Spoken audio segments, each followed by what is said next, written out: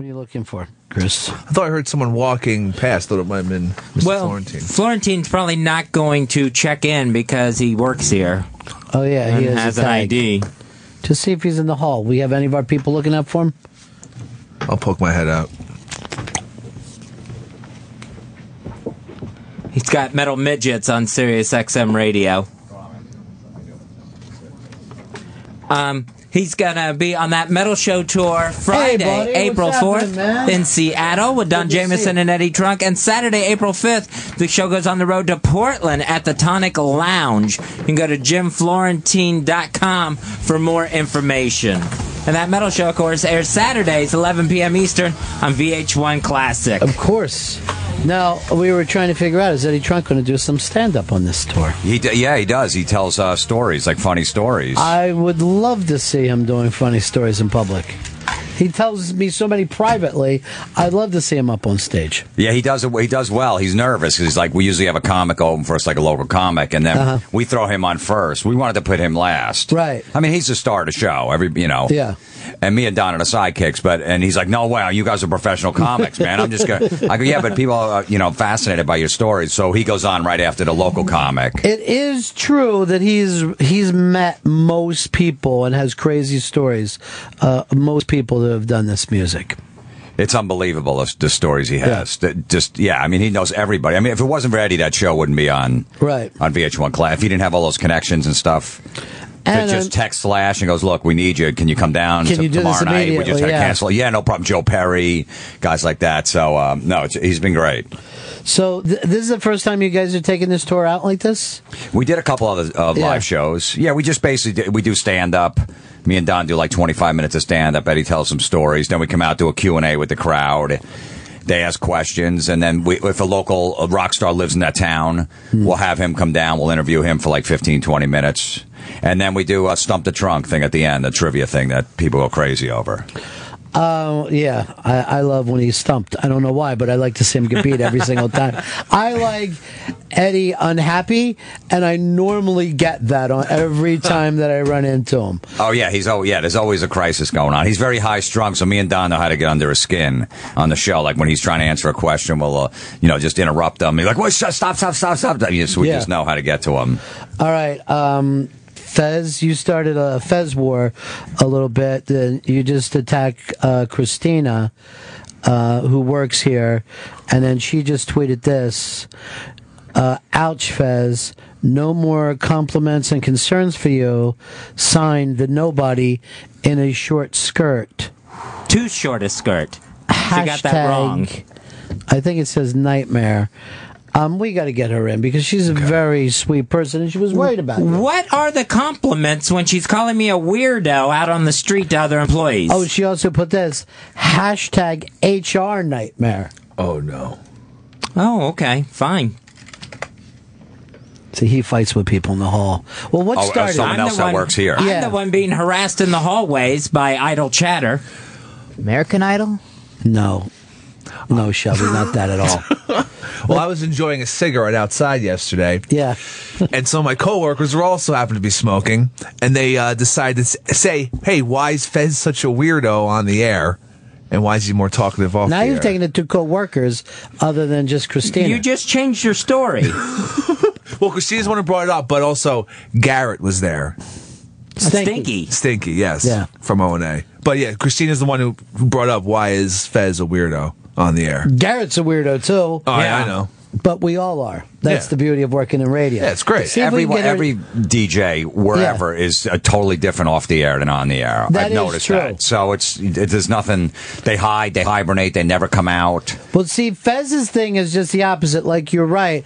I used to know some of the old school attack guys, like, that would do, 4 hours of talk that'd be like, you asshole listeners, and then you would meet, and they would actually attack other things, but then you would meet them in the hall and they'd be like this, I just have to tell you I'm a big fan, I love this stuff when we fight, and they would always have the softest handshakes, and it used to weird me out. But Fez is the outgoing guy in the hall and then the quiet guy on air. It's the exact opposite. Are we getting Christina to stop in? Yeah, I shot her an email. She's in the building. We'll see if she'd stop in, Yeah. and maybe we can squash this. Well, look, it feels like I pick my spots. Right. On the air when I need to contribute, when I need to be on the mic. So when I don't have anything to say, I don't say anything. I get that. Yeah. Yeah, but you're not being badmouthed throughout the hallways on a weekly basis. Why do you feel like you're badmouthed in the hallways? Oh, it starts every, he's homeless. Oh, he's a lurker.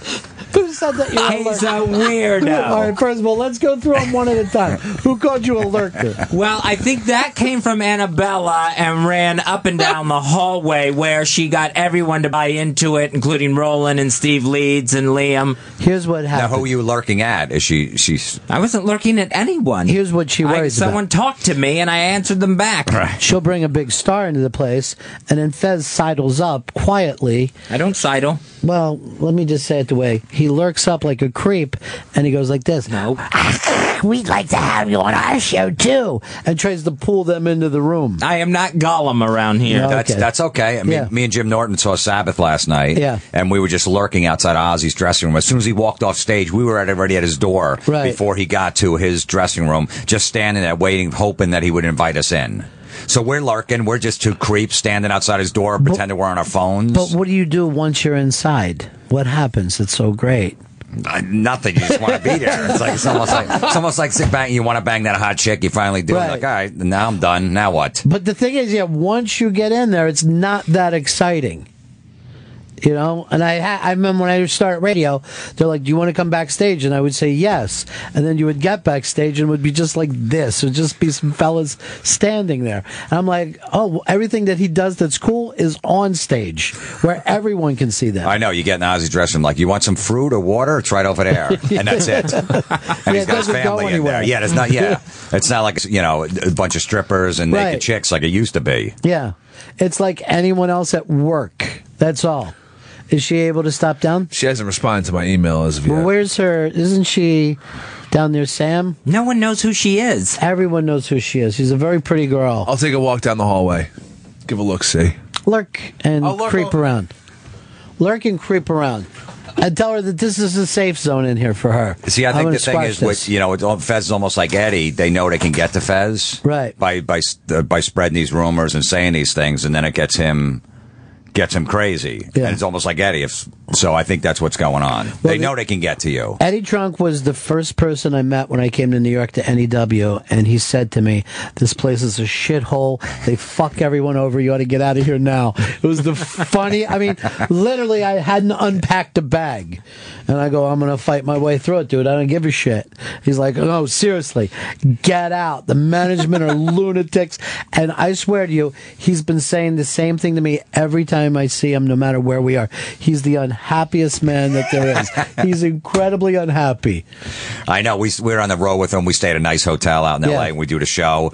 And all of a sudden, he wakes up in the morning, me and Don are ready to go. Eddie's hair's all messed up. But he's like, oh, my God, did you hear what was going on last night? The pipes, you didn't hear those pipes? And the train went by, and you hear that plane go by the window? And the guy next to me, my kids were crying. And he goes, I got an hour's sleep. We're like, I slept for 10 hours. I didn't hear one thing. On 9/11, Eddie Trunk was in Vegas, and when he saw what was happening in New York, he said he ripped open the curtains, expecting to see planes coming down the strip. And I'm like, why would they attack the strip? You're so far inland. You're safe. Oh, God, that's great. Fez, you ready for the showdown? Oh, yeah. Well, why don't you try to be nice, though? Introduce me to her, because I have no clue who this woman is. That doesn't mean anything. She works here. Are we sure? Are we playing the popular, unpopular thing? Or are you saying you're at the cool kids table? What's your point here? I'm saying that this woman who thinks she has this relationship with me. She has a name. It's Christina. Is that it? I keep forgetting. You think there could be some kind of crush there that she has on you? Oh, that could be. I hadn't maybe thought she's of that. trying to get to you. Maybe like she's this. trying to turn you. Hey, see if we can send Liam in. Grab Liam. He's right there. Because he'll always get involved in gossip. Oh, yeah. He'll be Gossip Central. Let's see if Chris is running around out there. Jim, you picked a really, just rough day to be here today because all good, everything's man. falling apart. Yeah, we wanted to sit around, be all happy about the metal show. All right, Liam, come on in. Hi. I'm nervous. Why are you nervous? Because Chris Pepper Stanley just grabbed me and said I needed to go into the studio. Well, Chris, first could you of all, close the door behind you? He's the same way in the bathroom. First of all, you had Robert Cray here today, who's one of the greatest guitar players of all time. Just put out a record with Steve Jordan, who I think you guys Love know, Steve right? Jordan, yeah. How was he? Because I was on the air while he was playing. And I was busy. I got pulled into a meeting when he was playing. I heard him sound check, and he was great. He's phenomenal. He was great. He was on that tour with Stevie Ray Vaughan. He was in the other helicopter when Stevie Ray's helicopter went down. What? It was Clapton. Yeah, they were all. It was some kind of Guitar Gods tour. Yeah. And he was on the helicopter that didn't crash. I don't know about this at all. Yeah, look it up, Chris. I think he left early or something, Stevie, right? Well, they used to have a couple of. I think he was on the other helicopter with Clapton. With Clapton. Yeah. Wow. All right, so here's the problem. Do you know Christina, who is a beautiful producer for the Jay Thomas Show? Yes. Had to think for a while. I saw your eyes. There's a lot of pretty girls that work here, There to be are. fair. There's a lot of pretty girls. That's what threw you. Apparently, she said something about Fez. Oh. She asked Chris, as other people, I mean, people are willing to do. Yeah. You know, like, hey, what's with Fez? I mean, you've been in those conversations. Yeah, what's with Fez is very broad. So though. she said, Fez seems like very cool and outgoing off air. Why is he such a weirdo on air? And I believe that to be a legitimate thing. I mean, I'm always even interested in that fact. That's fair. He's very engaging. He'll come into my office and we'll hang out off the air. We'll talk about stuff. He's a very easy person to talk to. I think so. You know that you are. And You're maybe it takes a outgoing. little time. I mean, we've been working together for a while now, so maybe it's just, So, Chris, you can't find her in the building? I found that she's on a smoke break. She's coming up now. Oh, nice. Yeah, those girls go out. A text. That's where you first ran into her. Exactly. Yeah. On a nice smoke break. Yeah. I enjoy a cigarette every now and then. And here's what she wrote back. Ouch, Fez. No more compliments and concerns for you. I don't even know who she is to compliment me or be concerned about me. I couldn't finish her tweet because you were so upset.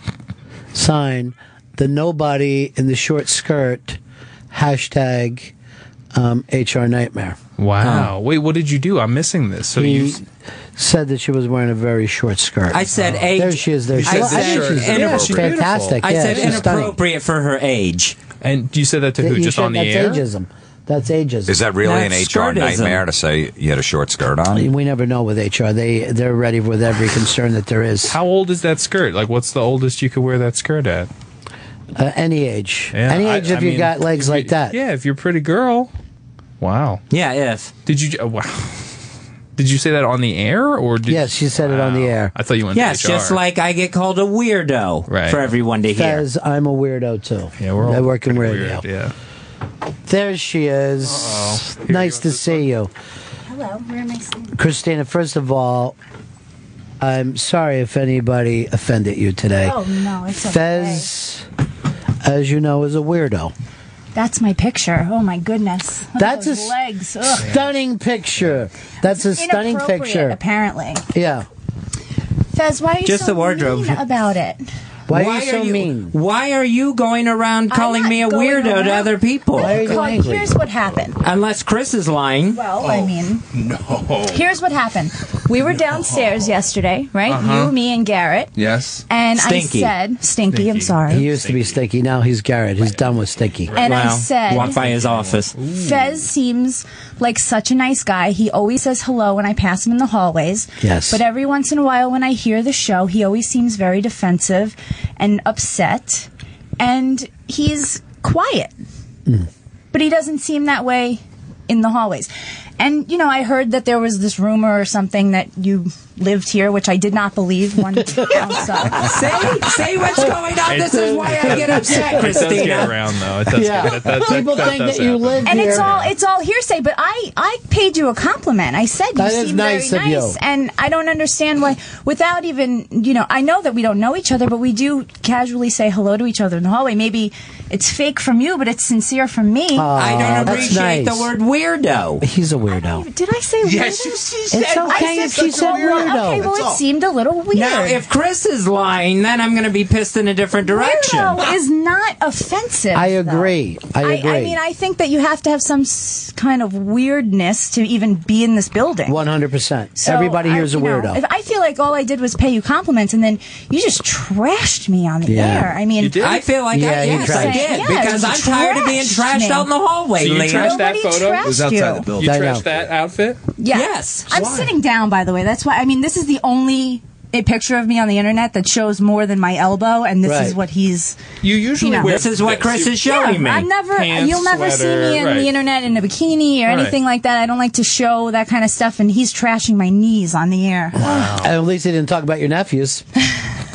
Well, I didn't go anywhere. What was wrong with her? What was wrong with That her was knees? uncomfortable. Fez. I didn't was say fast, anything though. about the knees. I said the skirt is too short. Right. What? Well, reveals my knees, and clearly that's. First of all, Yeah, but you don't want a skirt going past the knees. where do you want the skirt to? What are we? Yeah. Amish I Maybe don't a think nice he really. pantsuit would be a good he's more idea. Pants. concerned with fashion That's Hillary portion. Clinton territory. Right. Well, I'm sorry Yeah. if I offended you, Fez. I did not mean to, but I was paying you a compliment. I was saying how I don't nice see how you weirdo seem. is a compliment. As I've established already, I think I'm a weirdo. I think he's a huge fucking weirdo. And you know, He was we're pointing all- at Chris for the we're record. just like a Yeah. bunch of misfits here, and I Right. think that we should be proud of that. But I you're love it. very offensive for no reason, Fez. I don't think it's for no reason, But especially you if didn't you even go hear through me out what I before go you through in started the blasting hallway. me on the air. You didn't even get to hear my side of it. I had to respond on Twitter from people saying, "Oh, you're getting thrown under the bus." I don't think I got thrown under. I knew that you were probably going to say something because that's what you do. You're a huge He's a shit prick. stirrer. He is. Yeah. I totally know this. No, I'll I agree with you on know. that. I don't listen to the show Fez often, but is- you have a reputation around here of being a shit stirrer. You're a So shit I stirrer. knew it. Unbelievable. I totally knew it. I knew what I was getting myself He'll actually into. down in the men's room. We'll go. Don't flush that. I want to start it for a little while. I go. No, I'm flushing immediately. Well, I'm sorry if I offended you. I'm sorry if the word weirdo offends you. I know that I call myself a weirdo all the time, so maybe we just have a different scale of what's offensive and what's not. So I apologize. This is not that's not an offensive outfit. No, that's not an Clearly, it's offensive. If Fez was inappropriate for wearing my an outfit, for it my might be a little age. offensive. Fez is Amish, so a lot of things are going to turn him off. But Fez, look at the size of your mustache. It's a kind of a weirdo look. Then you wear the same shirt to work every day. Every You single day. shouldn't be offended when people say weirdo. Right. If people said weird mustache, I get that. I understand Oh, it. okay. Louis Anderson called See. it a face salad. But I understand that, but it's when people start pushing their shit around the hallways. We weren't in the and- hallway. We were outside. And Christine, Let's be specific you're still about talking it. to other employees. You're talking to What's the someone on the difference? He's show. your employee, and I'm saying I think that he is a really nice guy. He says hello in the hallways. And I you're know saying we it to don't know Stinky? each other.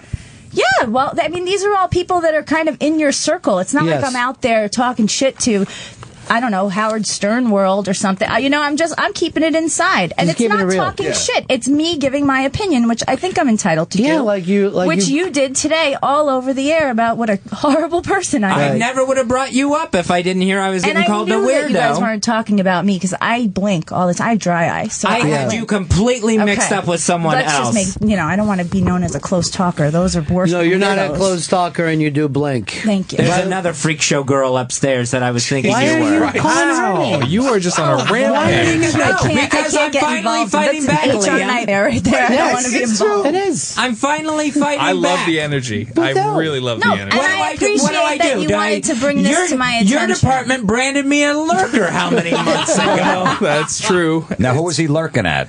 I'm not going to name names, but there were a few A big events star. that happened. A big star. There were some big It stars. was an agent or a publicist who talked to me Right, first. that's true. And I answered them back. No, can I tell you this? And I remember how you went up that day. You were wearing hard shoes, and you took them off so you could walk up real quiet. There's nothing You were weird about doing your that. job. It's totally That would be a normal. lurker. You were doing your job. I get it. Well, Then I'm the sorry homework. if you were You upset some offended. people. So when I hear that it's starting one more time, Christina, But what one I of Chris said wasn't. I mean, I'm not making up rumors about you. Everything that I said is true. You seem very nice because you say hi in the hallway, and we don't even know each other. I am a nobody. You're absolutely right. Maybe a loser You're not a too. nobody. That's You're a fine. producer of I'm a gonna big martyr show. the hell out of this because that's how you get the vote. Yeah. Wow. But it's not anything that I think that you should be. I feel like you're at such a high state. Why are you He's even not. offended by me? It's not. I didn't say I'm anything. offended by talk about me in the hallway. Again, He is we a were dick, though. outside. So when I hear I'm offended by other employees talking about me behind my back. You can come to me and ask me why I'm a fucking weirdo. But here's the thing: you got to remember, he lives here. This is his home. I don't live here. I'm Let's get not around. homeless. What studio? What studio are you in? He's got an office upstairs. I have a home in the West Village, Jim. When is the last time I forgot? One weekend I called you.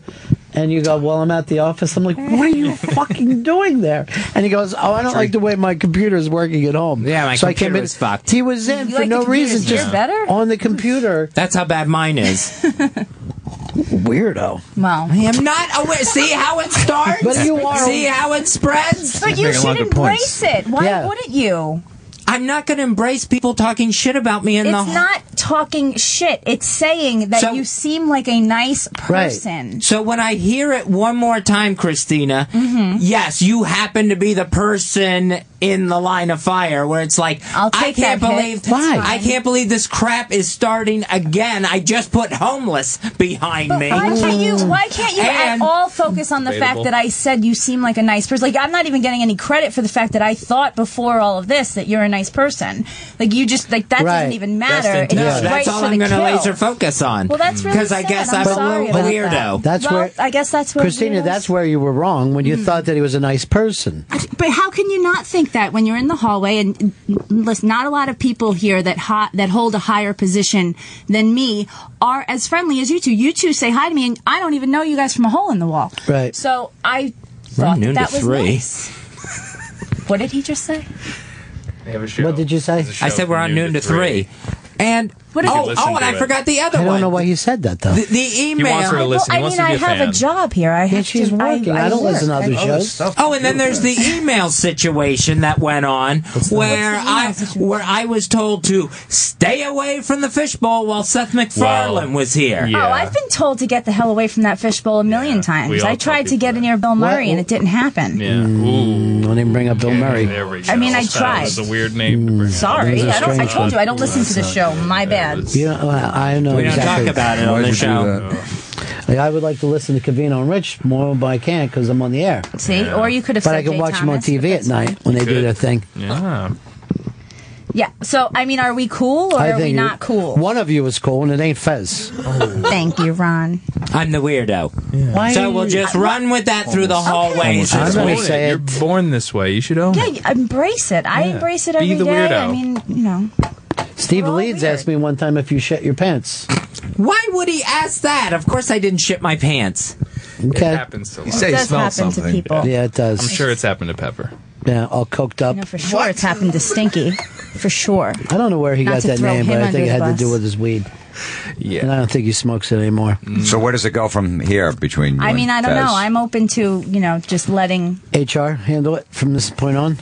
No more. I like that you hashtagged HR. HR nightmares. Yeah. Because that's a huge one. Yeah. You know? Screaming loser and Wow. Weirdo. all kinds of Christina, I heard you do some dirty spots before, though, when you're talking about, I don't know, like call lines or something like that, like down yeah, I did some stuff for Dirty Dog, which is not on anymore, but it was on in one of our online comedy channels, and I said dirty stuff. But it was all written for me. I didn't, Oh, really? Damn it. Damn it. That Sorry, ruined guys. everything. Sorry to ruin it for you. Yeah. Yeah. I thought they just mic'd you It was accidentally. awfully dirty, though. Yeah. Awfully dirty. We gotta try For to somebody find that some of shows so those. much knee on the internet, I can't even believe it. That was a really weird thing to say, Fez. I'm just fighting back. I'm just trying to defend myself in this place that is so out to get me. I mean, So you're saying that you brought she a gun shouldn't to a be knife because fight, though, Fez. Yeah, you really Fez, did. you're saying because the skirt, she's too old to be wearing that skirt? That's what I said. That's weird. That's not true. Yeah, it's No, I mean, crazy. how you already like 22? Oh, that's really nice of you. That's really, really nice. No, I'm 33, but that picture was probably 2 years ago or something. Maybe I should update it. I don't think about that stuff, so. If a girl looks good in a skirt, they can look. She looks good at in a 70 skirt. is fine. Doesn't matter. I saw Jane Fonda in a script Thank the other you. day. I went fucking crazy. You'd still hit it? Yeah. I mean, I'd hit it with Jane Yeah. Fonda. Even if the fucking Viet Cong were the next person in. None of that matters to me.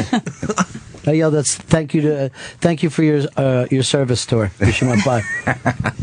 So, I mean, can we be, back to barely acquaintances, or do we hate each other now? I don't hate you. I hate talk about me. Stop it. Okay, I won't tell anybody that you're nice ever You got to again. at least bring your tone down a little bit. We're easing out of this. We want to get to Mr. Jim Florentine and his wonderful career. So I accept your apology for calling me a weirdo. Okay, good. Well, why don't you guys do I get an apology at all? You did say pretty harsh things to me, and that's a good point. Feel like maybe I apologize for trying to say the meanest things I could think of in the moment. I accept your apology. See, it's all done now. All right? Yes. Now do me a fucking Please favor. don't smoke with my producer anymore if that's not too much to ask. If I'm down there, if anyone wants He to hang out, sometimes needs friends, and we're there to be friendly. Now, Fezzi, now that it's all over and everybody's friends again, do me a favor. What's that? Go get your fucking shine box, you weirdo. You motherfucker! You motherfucker! It never goes away. I gotta listen to this show. You guys are funny. I know, we're really funny. show. Okay, talk to you All right, later, bye, honey. thank you. Bye-bye. Yeah, You're see ya. adorable, too, by the way. Thank you. Bye. I'm going to bounce to you guys. Yeah. You get out of here, shit stir. Well, that was uncomfortable, huh? Oh, it's fucking weird. Don't say that word. Don't use the W word. All right, no more. Now I'm wondering if she even said it, if it wasn't just Chris trying to embellish. Please, see the word weirdo throughout there. I was like, all right, I gotta tell Fez this one. First the homeless thing, now this. I'll tell you, here's the thing. People think Fez is a pushover, but he gets mad. There's like no talking to him. Like, you could have went on like that for fucking 8 hours. Vicious. Yeah, he's good. He's like a comic. He attacks. Somebody heckles him. He's like, I don't care who you're with. Done. We're enemies for life. I mean, admit it, her legs do look good. And there was no reason to say that. No, I was just looking at the picture, trying to think of anything I could, what's exposed. No, it was really fucking weird. Oh, it was crazy. I like the feistiness. Yeah, I'll give him that. When he decided it was on, it was fucking Donkey Kong from that point. It's an annoying situation that happens around this place. Yeah, but, we're all different shows. There's all shows going on at the same time. No one has respect for anyone else, That's true. Anyone who's getting something, everyone else is like, why is that shitty fucking show getting it when we deserve it? That's what this place is like. Like being a fucking, I don't know, like radio jail, where the tensions run up. Pull a fucking knife. Yeah, I mean, like I do a show in the Boneyard. People always work here. Like, the show sounds great. You're doing a great job. I'm like, I know he's not. They don't even listen. No, of course they don't care. But whatever. I got the job. I'm good. Right. That's Metal Midgets Thursdays on the Boneyard Channel 38. But I guarantee you get a big star to come in. Everyone else is like, "What are you fucking kidding me? That guy's doing that show instead of us." Yes, I had Metallica on my show. Yeah. And people are like, how would you? I've had Ozzy on, I've had David Lee Roth, and like, how did you get those guys? So so I know what's going on, but whatever. I don't just block that stuff out. I love you, and if I saw Metallica go in your studio, I'd be bitching about it. Like, this isn't fucking fair. Nothing's fair that's happening around here. I want like fucking babies. Everyone in this is like a nursery. But you lit her up, huh? Yeah, I was pissed that this was happening. I think this is the fourth time in 6 months. I know, but let's fight with the dudes and not the hot chicks. That's crazy to do that. And Chris Stanley comes skipping down the hall with an Easter basket full of gossip. Should he have not told you? He should not tell me. Oh, that's a weird thing. So you don't want to know who's gossiping about you. You don't want to know. No, now I do want to know. All the producers down there want to talk shit about Fez, just tell it to me. Don't worry, I'm not going to drop any more dimes. Oh, you will. You cannot stand not keeping it in. You'd explode. Here's what I want you to do. If you hear him fucking say something about me, just stick a fucking shiv in his chest and say, that's from Mr. Bennington. Special delivery. I'll fucking vine them bleeding out and say it to you. Well, that'd be great, but can you get a little more than 6 seconds? I'll take multiple ones. Shelby, you got quiet as shit over there, huh? Just got scared. All the big kids were fighting. How tiny are you, by the way?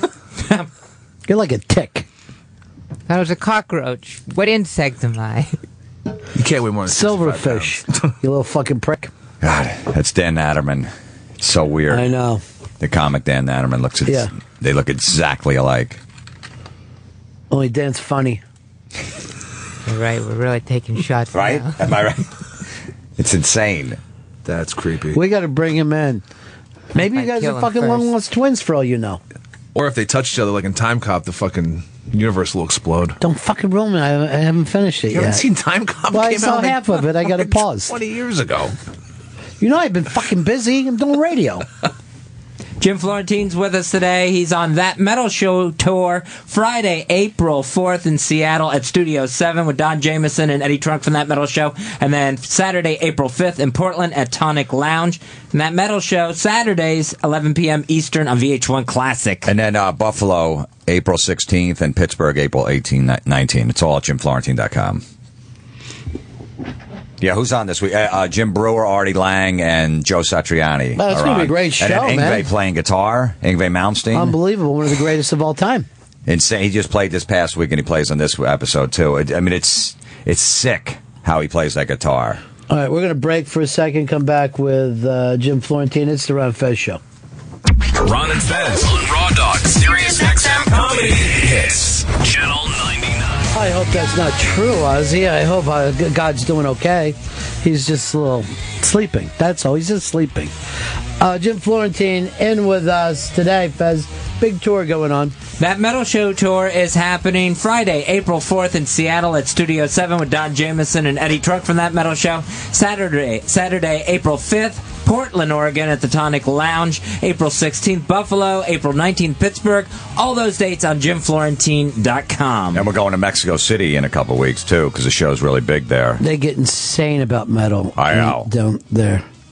What I mean, is it about South America, too, is the same way? It's huge. I mean, all these metal bands, the Dawkins, the Skid Rows, Yeah. they could still make a lot of money over in South America down there. The metal is the festivals are like 80,000 people, 100,000. Yeah. So that's where all those bands go now. They could still, they don't even make it. They play clubs in America. Rat will play in front of like 300 people in America. Over there, they'll sell 5,000, 6,000 seats. I wonder why that is. Because they don't go with trends in South America, even Europe. Those festivals over there, they're not trendy like America. Like, oh, we're not supposed to like that anymore, so that's not cool. Right. Those big festivals, they have Journey on and they'll have Slipknot on the same day, and people don't get pissed about it. They're like, all right, if I like Journey, I'll hang out, watch them, or I'll just go get a beer and wait for Slipknot. So, which is cool. I'd rather a show like that than every band sounding the same. Yeah, that is. There is a thing in this country where we got to put everybody in their own genres immediately. You belong over there. You go over there. But if you even go back and look at the early festivals like Woodstock, there was all different kind of people playing in those shows. You know, it wasn't until late 70s, early 80s that they started going, oh, black and white guys don't belong on the same show together. No one knew the Sly Stone wasn't supposed to be liked by white people. You were hanging with Ozzy a little bit, though, huh? You and Norton? Yeah, last night they played at Barclays Center. No, Phenomenal. you see here at this point. Could you imagine that when you were a kid? No, we were You talking thought- about, because when me and Jim Norton first started doing comedy, we drive to these gigs, and that's all we talk about is Black Sabbath and Ozzy. That was a whole conversation. That's how we bonded when we first met as comics. We both Right. started at the same time. Jim said when he worked in a factory, he just wanted to save up his money to go vacation in Stafford, England, because that's where Ozzy was from. And he just wanted to fly over there and walk around, and maybe he would see Ozzy in the town. And he was serious about it. He's like, I want to go over there one day. That's how upset now. You know, Jim's hanging with him, and we're hanging in the dressing room and stuff. It's amazing. That's the crazy thing about this business, you know, that most of the people got into this business because that's what they loved as a kid. And then you get to hang out and just have regular conversations with people. you know? It's the weird. And Dice was a big thing with me and Norton, too. We talked about Dice and Ozzy, and then all of a sudden we meet Dice 10, 15 years ago in L.A. at the Comedy Store. We become friends with him, and we start opening for him. And, you know, Dice brought Jim on the O&A. Sure. O&A fell in love with him, and that's basically how he got the gig. Well, you know, it was very funny. I had Louis Anderson in here the other day, and Jimmy came running in and said if Louis didn't put him on a certain show, Dice wouldn't have seen him, and he wouldn't have done O&A. That was the first time me and Jim were ever in L.A. I think it was 1998. We're doing a Louis Anderson Comedy Showcase on NBC. He was hosted it, and we got picked for it, me and Jim. We flew to L.A., and we were staying at the Bellage behind the Viper Room. And we heard that Dice was at the Comedy Store. Voss was there, and Voss goes, Dice is here. And we're like, oh, my, Dice. So we went over there, and we tried to meet him, and Dice was blowing us off, being a dick to us. We're like, hey, because Voss knew him. So Voss is talking to him. I go, Andrew, can I get a picture with you? He goes, no. And I go, I just want to get quick. He goes, no. He goes, nobody tells me what to do. And then he just keeps looking at Voss and talking to him. Me and Norton just standing there. We're like, oh my God, this is our idol. What a dick. And then I'm like, Norton, I go, hold on. I'm going to ask him one more time. I go, look, Dice, I'm a comic from New York. We're comics. We just want to get a quick picture. We're fans. He's like, so what? So what do you want me to do? Seriously, what do you want me to do? I go, I just want to get a picture. That's what. And he's like an inch away from my face. I'm like, this guy's going to punch me in the face. And Norton's like, dude, what are you doing? Let's just get out of here. And he goes, really? You guys are comics from New York? I go, yeah. He goes, yeah, we can take a picture. Next thing you know, we're buddies. We're talking to him for like an hour. And then we told him about these albums. He had these albums, The Day the Laughter Died, where he bums. They're the greatest albums in comedy history. He just goes in danger fields with no material and just starts screaming at people, and people are walking out. And he has no jokes. He's just babbling up there.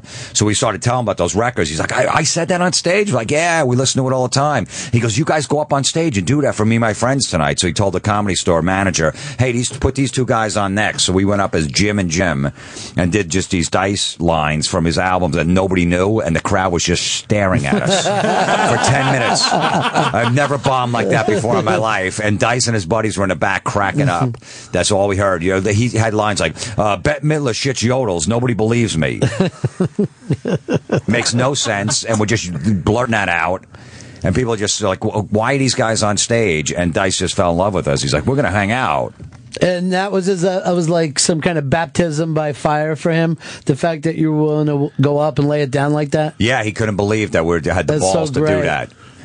You just stand up there and take the bullet. And, you know, we were young comics. You don't want to bomb at the Comedy Store. Right. You know, they knew who we were, but so that was our first time on stage bombing. And then we listened to it in the car because we recorded it. And then he goes, I'm going to call you guys tomorrow. You want to go shopping with me? We're like, yeah. And we're like, he's not calling. That's like, you know, you bang a hot chick and you're like, all right, I'm lucky I got in there, but she ain't calling tomorrow. And then the next morning he's up at a hotel. You got to come on. We're going to go shopping. We tried to bring this other comic, Lenny Marcus, with us in the car. Hey, can our friend Lenny go? He goes, no. And Lenny's standing right there. And I'm like, he's a friend of ours. He goes, I don't care. I go, he's a comic from New York. He goes, you're not funny. I'm sorry. You might be a comic. There's not. What funny could you say? No, you're not comedy. Why does he do shit? I don't know. That? He loves it. But it's his own. Like he's pranking the world. He is. All it's the his time. own little joke. That's all he cares about. If he can make one person laugh, right? He doesn't care. He'll alienate everybody. You got to see the things he does. We showed up this gig. We were like an hour late. It was a big theater, sold out in Connecticut.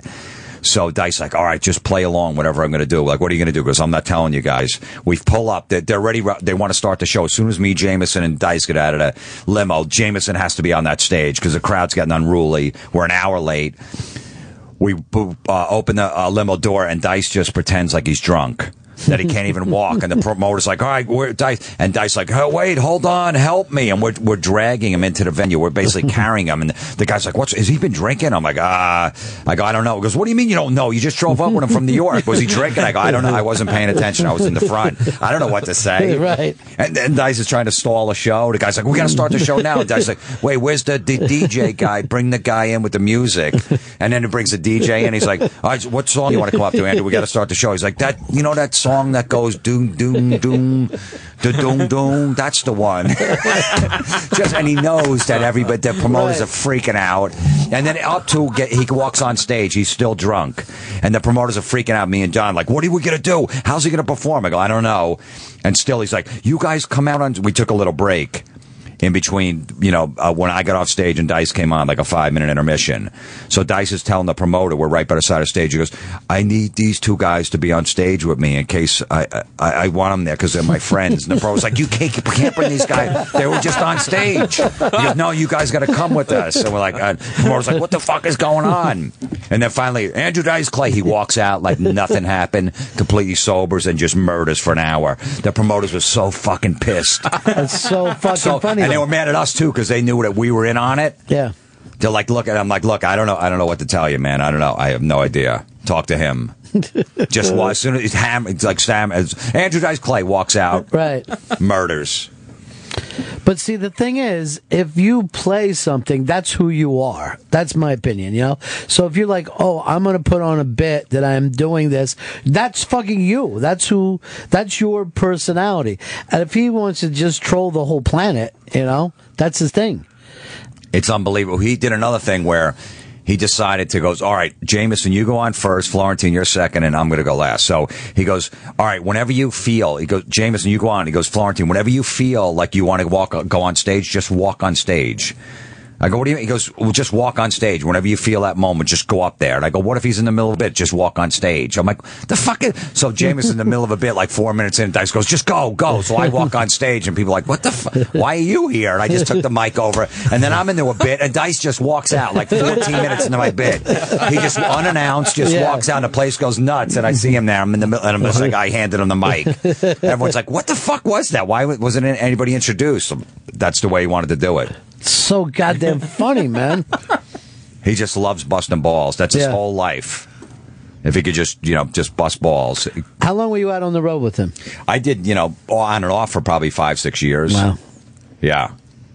Again, there's a fucking person that you idolized, and then you're hanging with. The reason I got into comedy, I saw him on that Dangerfield special. Mm-hmm. Do that 7 minutes with the cigarette and tell dirty jokes in a leather jacket. I'm like, holy shit. And then like a few months later did the first HBO special. The first line, I got my tongue in this chick's ass, and I'm like, that's what I want to do. That's it. That's what and I always told him that too. That was my, that's the reason I got up on stage.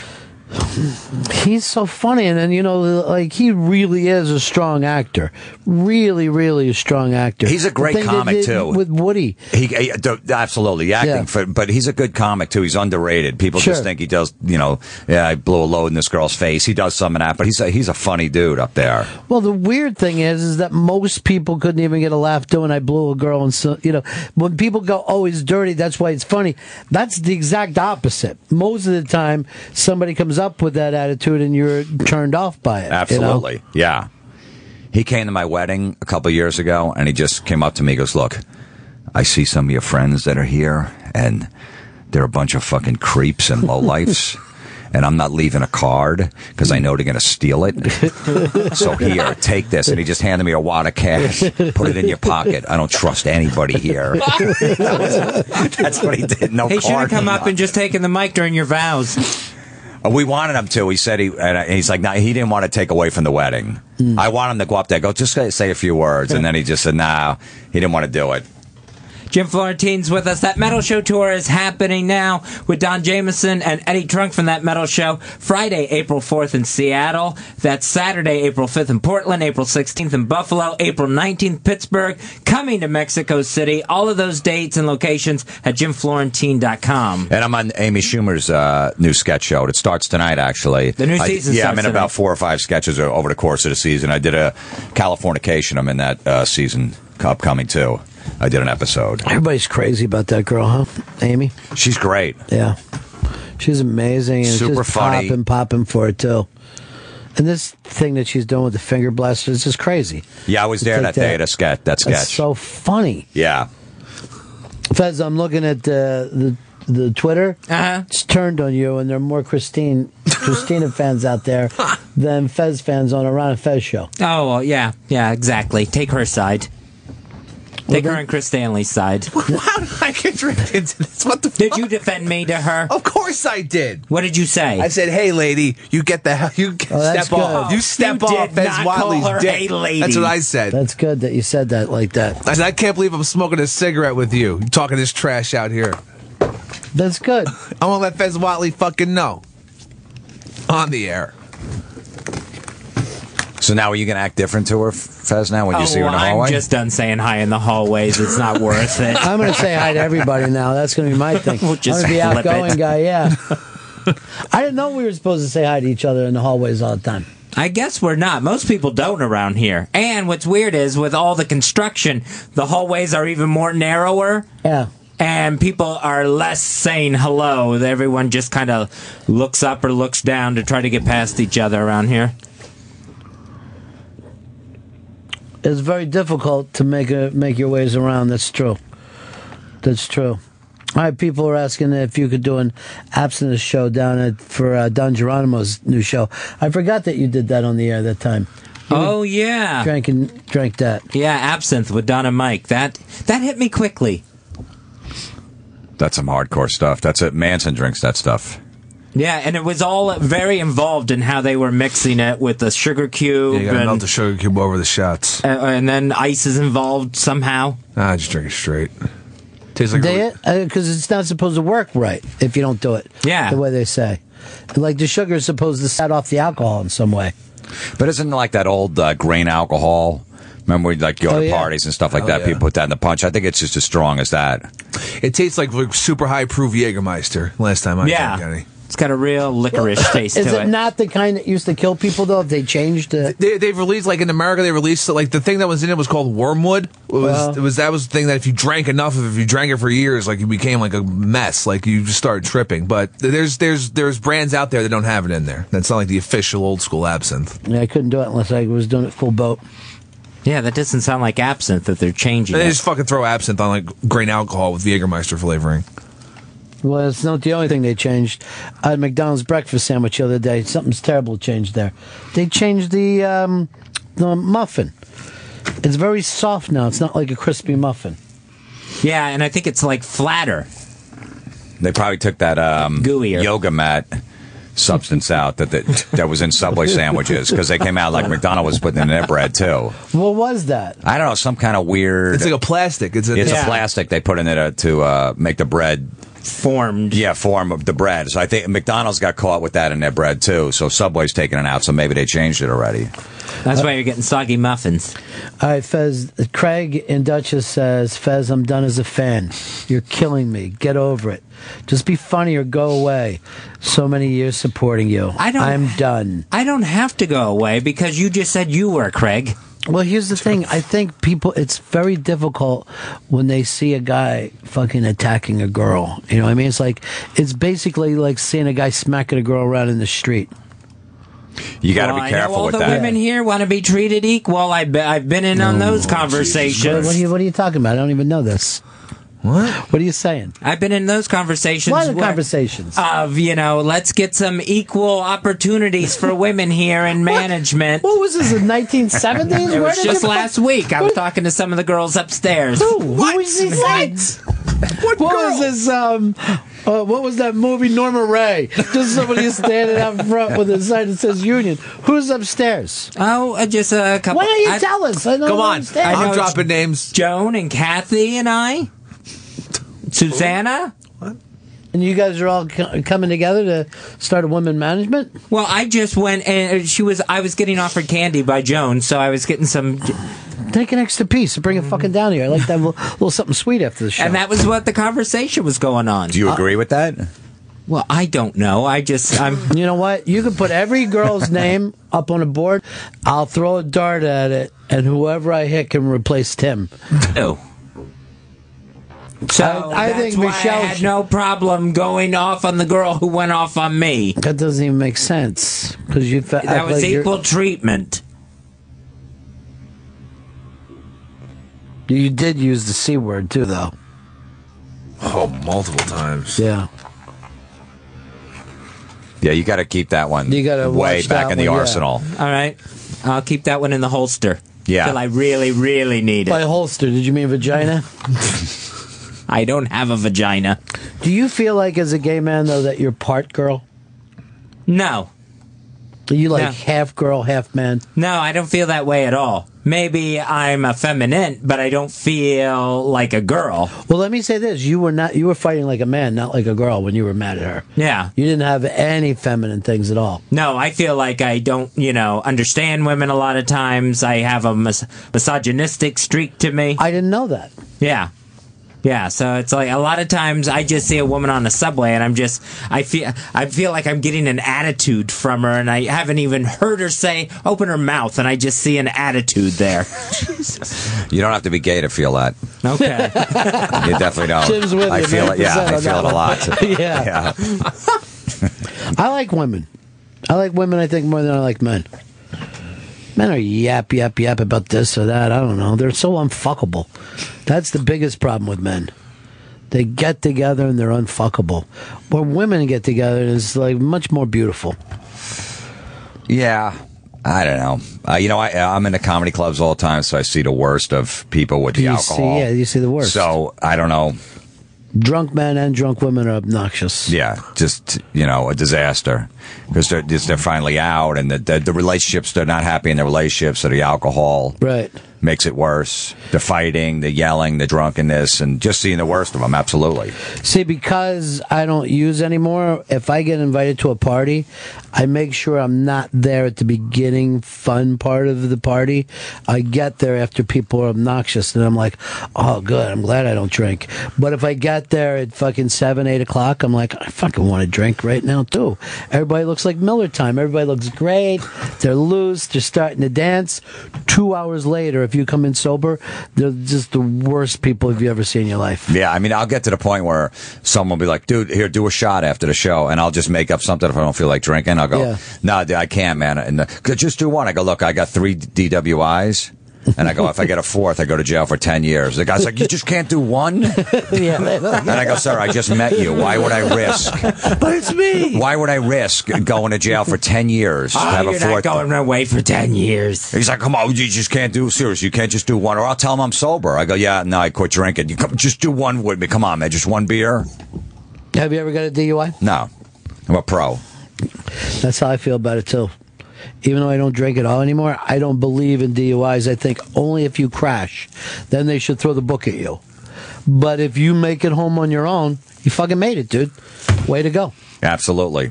Always take the highways. Don't take the roads with a bunch of lights on them. They got to be 35. Take the main drags. They never pull you over on, like, the turnpike, the parkway. Right. DLIE. As long as you're just, moving with the other cars. Don't be in the fast lane. Stay in the middle. Maybe the slow lane.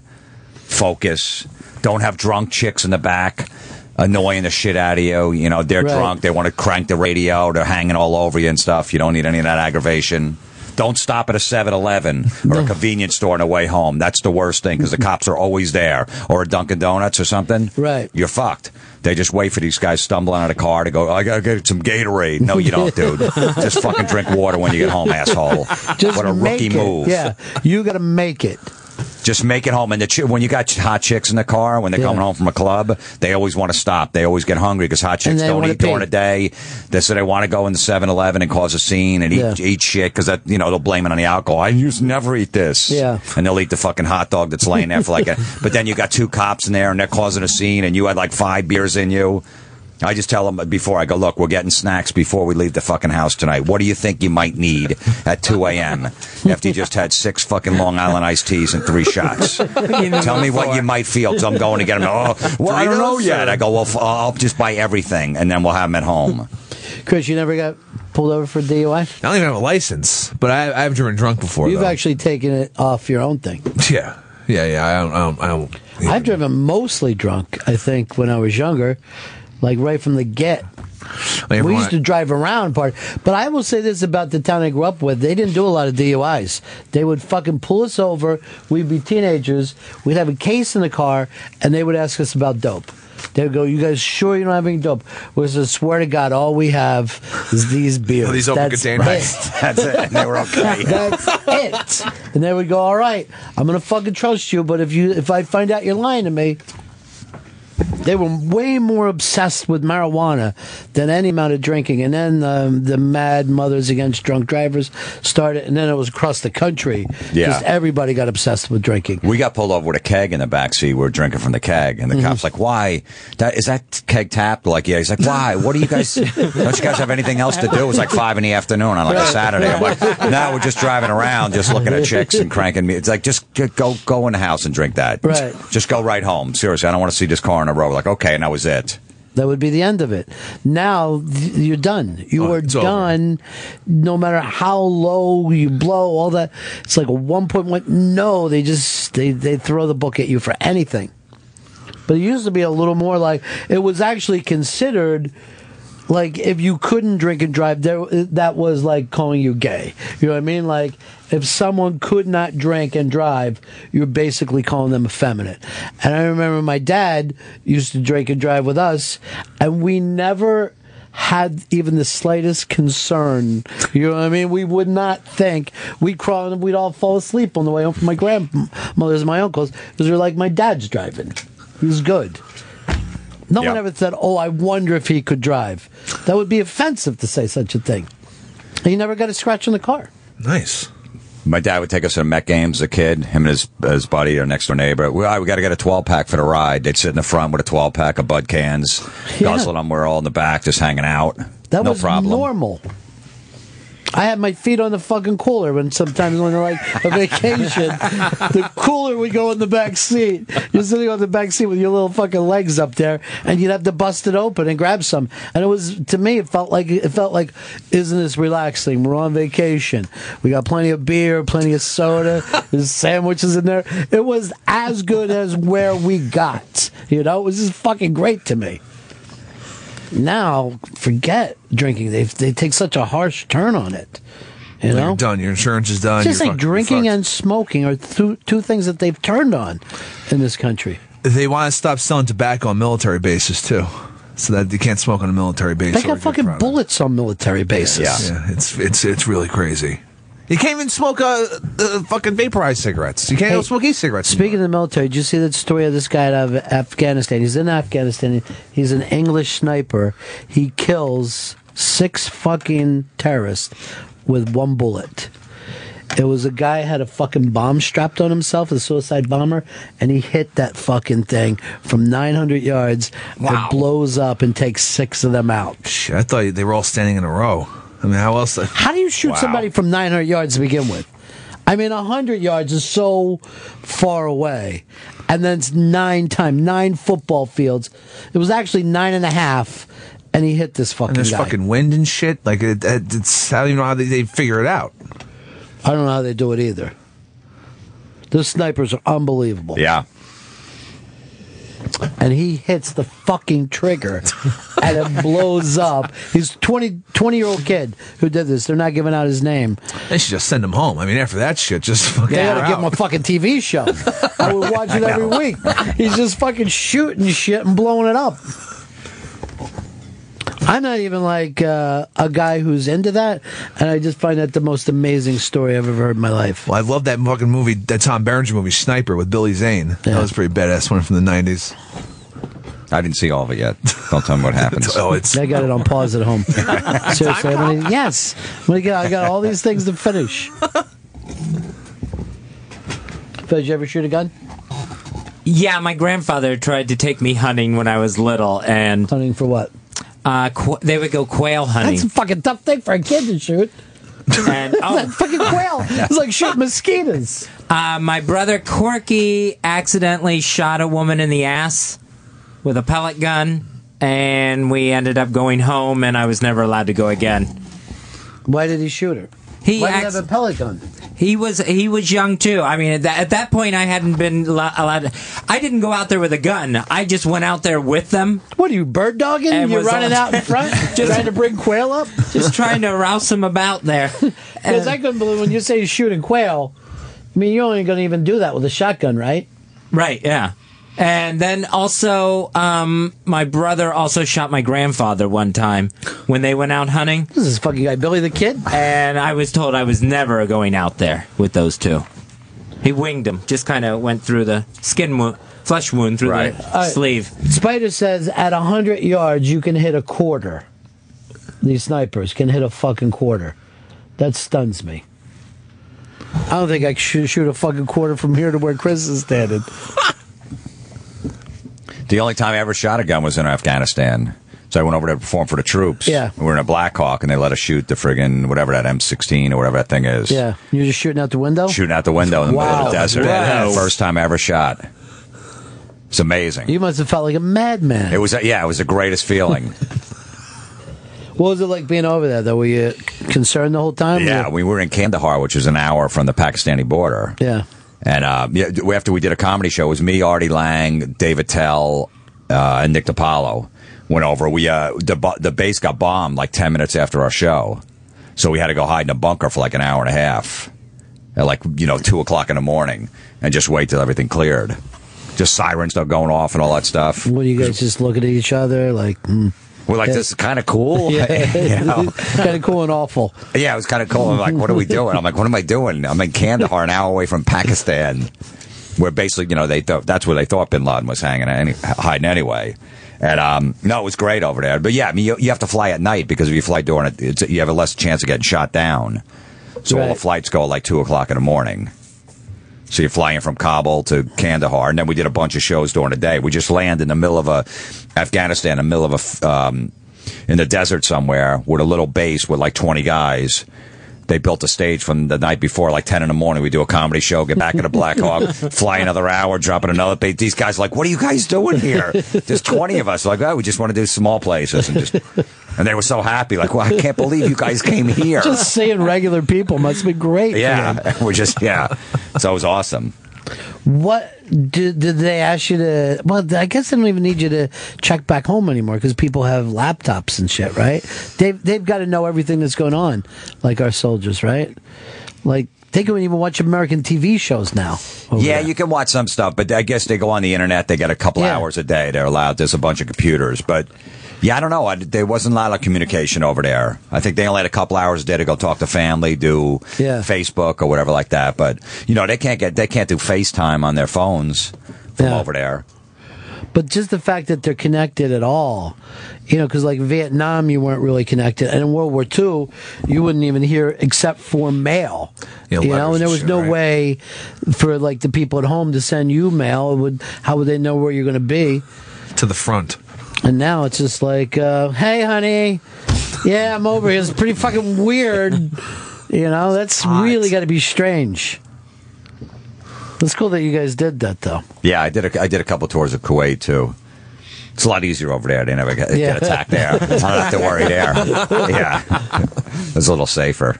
They got an Applebee's in downtown Kuwait when you land. Is that right? Yeah, when I decided, this was like 10 years ago. I'm like, you got to be kidding me. Why is there an Applebee's in Kuwait? Right, Can't we give them a better restaurant? Someone wrote in, didn't Dice have a fight with Bonnie McFarlane at your place? Did that ever happen? Yeah.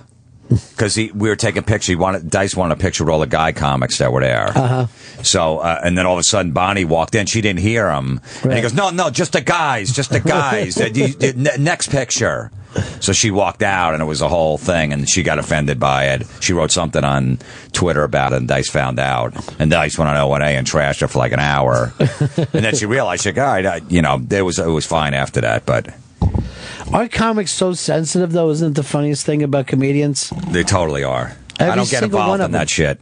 Yeah. I don't, like, whatever. You don't like my act? No big deal. I'll find somebody that does. I don't give a shit. Right. Just find a nice 20, 30% of your crowd. Work with that. They like that shit. Who cares about the rest? Yeah. Fez, you're not sensitive, though, are you? No, things just roll off my back. Yeah, and under your balls. Fez, you're on a big show. People are going to be jealous. They're going to take shots at you. That's what it is, in a nutshell. They want to be where you're sitting. They want to have the career you have. They don't have it, so they're going to take shots at you. I'm funnier than him. Why is he doesn't even say anything? Whatever they're saying, who cares? So they come up with lurker and everything. Yeah, lurker. Weirdo. You live here. Weirdo. They call you weird. That is a little weird that you go back to your job on your day off and hang out. That's I mean, most people I was don't having do that. computer issues. But for weeks. But even so, I mean, people at home that have computer issues don't go, I'm going to go in my office. There's 3 different shifts of people that say they see you in that office. Overnight people, midday people, morning people, and they start to talk. Yeah. Sometimes I get antsy and I don't like to go home. Why not? Because I'm there by myself and there's at least people wandering around here. Yeah, talking about there's people that don't like you. See, that's the opposite. Like, if you had a wife and kids at home that you couldn't stand, that's when you go, I got to go to the office on Saturday. My computer's acting up. But when you're home by yourself, so... I know, someone I can't stand, so I got to get out of there. So you got to get out of it. It's funny you say that, because I got a coffee shop near where I live, and there's some people that use that place like a fucking living room. Like, anytime I ever go in there, they're like, hey... You never leave? Yeah, want to play chess? What are you doing today? How's everything going on? I'm like, oh, you lonely motherfuckers, I go, you got to understand something. I'm just getting a coffee for myself. I have a life. I just want a beverage. Stay a I'm while. not down here fucking begging. Stay. Yeah. Please. I'm talking people of all different ages. That's weird. I don't know. It's fucking New York. And you see, like, young people on, like, a Saturday night in there with their laptops that are just there with books or something like that. I'm like, I never did that when I was 22. You wanted to get out. Party. Yeah, you wanted to get out, move around. They're like, I'm talking to all my friends right now. No, you're not. You're fucking typing. How's that fun, typing to your friends?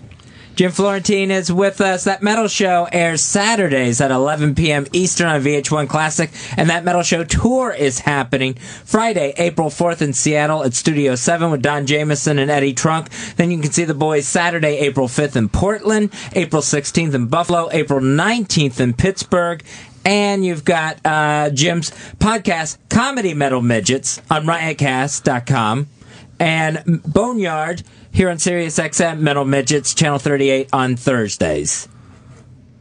Beautiful. Yeah, it's nice. That's the full thing. That's professionalism. I know, he's good. That's a lot. So you didn't sound like a weirdo at all, No, that. you sounded really fucking great doing it.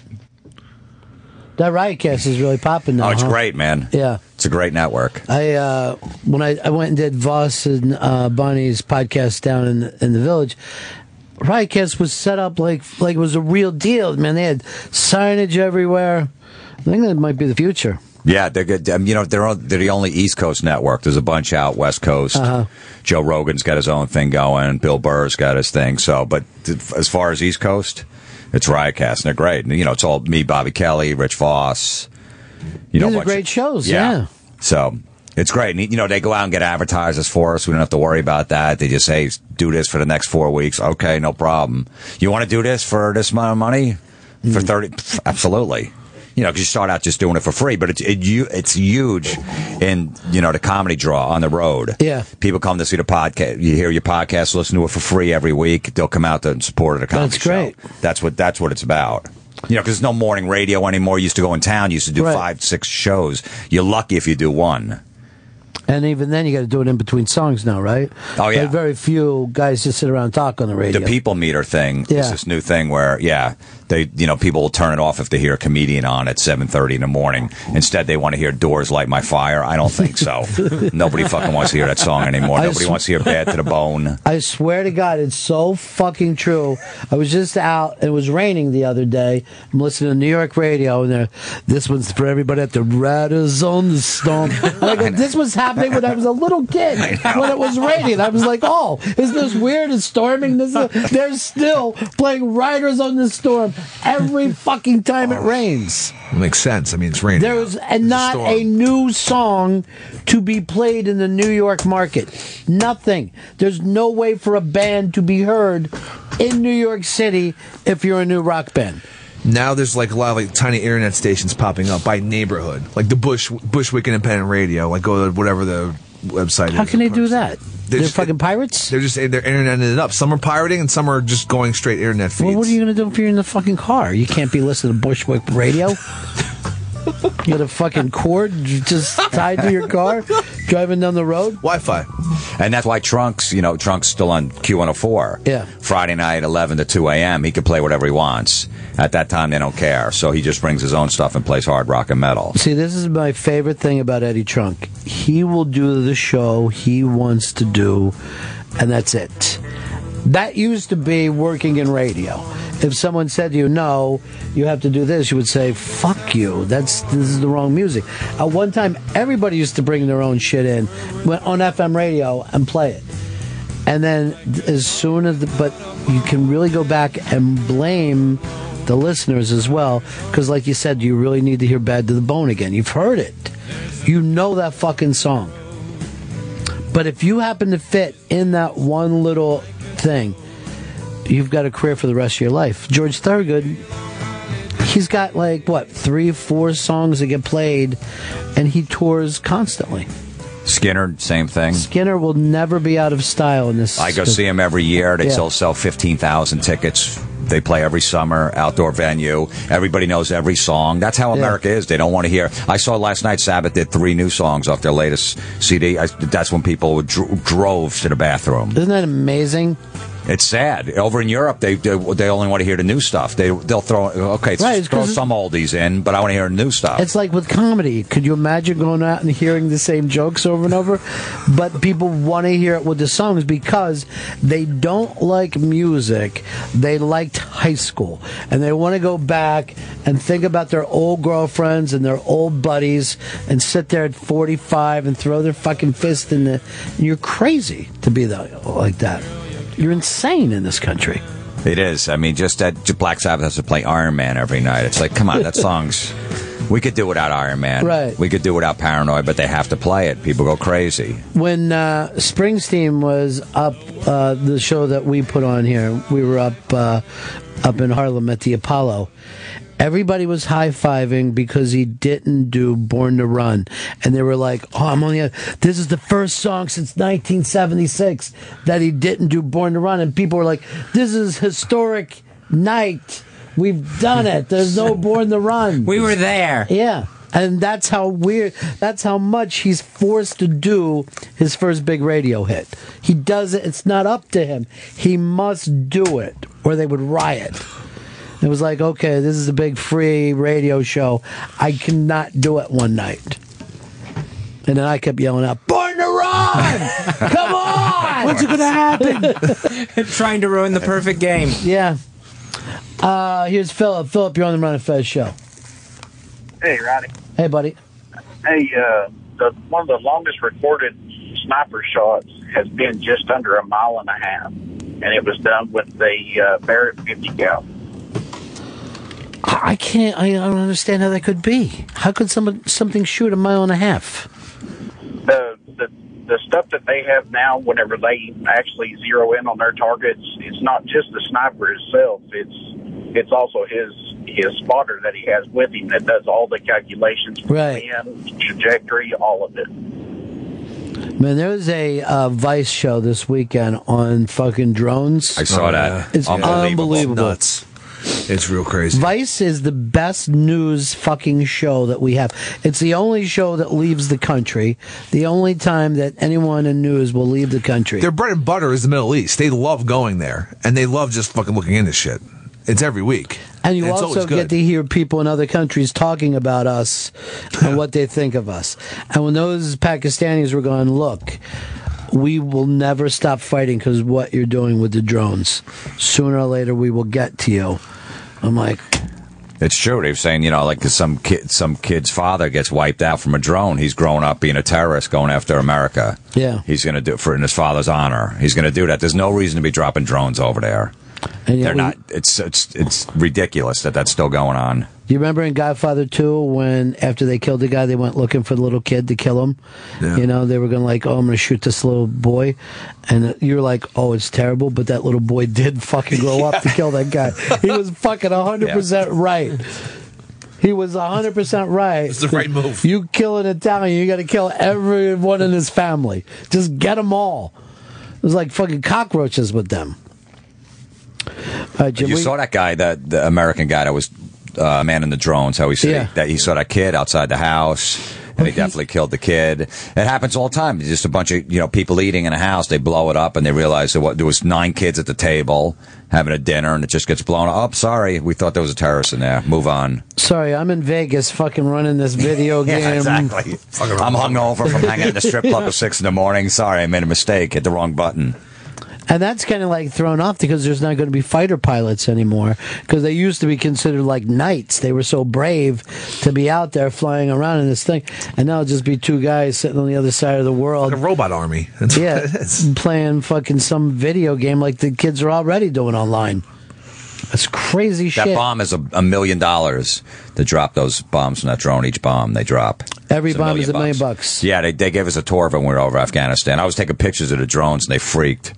They thought I was going to send it to, I was a spy or something like that. They're like, take that, you got to erase that right now. I'm like, I was just taking it to, I was a tourist. Dude, you don't even steal material. They don't have to fucking worry about you.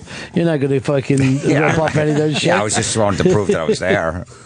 All right, we got to wrap this one up. Thank you so much for stopping in, thanks brother. for having me, man. Absolutely. Always funny. I love when you stop by. Jim Florentine, who was our very first guest on Raw Dog. Oh, that's right. Unbelievable. It's Old Home Week. That Metal Show, it happens Saturdays, 11 p.m. Eastern on VH1 Classic.